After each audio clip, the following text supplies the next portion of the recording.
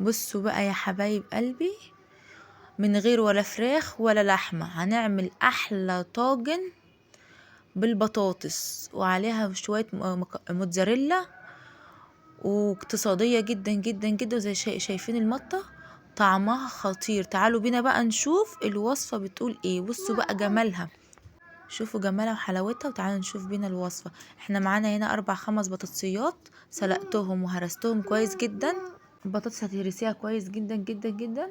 انا والله بس كنت بعملها عشان الحق الفطار، وحطيت ملح وفلفل اسمر وبابريكا ومعلقتين كبار نشا وتوم باودر وبصل بودره وفلفل اسمر وكمون، وهحطهم عشان النشا هتربط معاكي. بعد ما قلبتها بصوا كورتها ازاي زي ما انتم شايفين، ولا فكت معايا ولا اي حاجه. هنحطها بقى شويه، هنحط بقى ايه، احشيها بقى جبنه اي حاجه، بس انا قلت احشيها عشان ايه، تبقى يعني شكلها حلو. حطيت عليها شويه جبنه موتزاريلا كده زي ما انتم شايفين، وكورتها وهحطها في التلاجة 10 دقايق. بس انا طلعتها بصراحة عشان كان المغرب كان فاضل عليه بتاع نص ساعة ولا ربع ساعة كده، وقلت الحق ايه، اعمل الفطار يعني. فلو تعمليها من بالليل حطيها في الفريزر عشان تجمد. عشان انا برضو صريحه معاكم، في حتت فكت مني شويه في القلي، بس مش مشكله يعني، كانت ماسكه برضو عشان انا ملحقتش احطها كلها ملحقتهاش تتشمع كويس في الفريزر.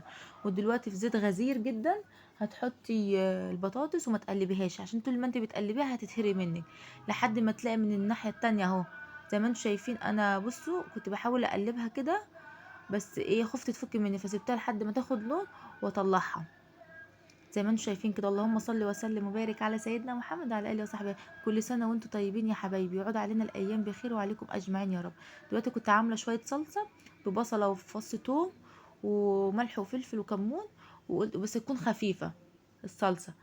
بس هي سهله، وهتعملي جنبها شويه رز بالشعريه، والحمد لله الف حمد وشكر ليك يا رب على الاكله يعني. اكله اقتصاديه وسهله وسريعه، ومن غير فراخ ولا من غير لحمه. بصوا بقى لما طلعتها من الفرن جمالها عامل ازاي، مع شويه رز بالشعريه يا جماعه، تحفه تحفه تحفه جدا. انا في الفيديو الاولاني في الاول الفيديو خالص انا وريتها لكم وهي طالعه من الفرن. دلوقتي بس لما سبتها برضو تهدى، لما سبتها تهدى بص شكلها عامل ازاي. متنسوش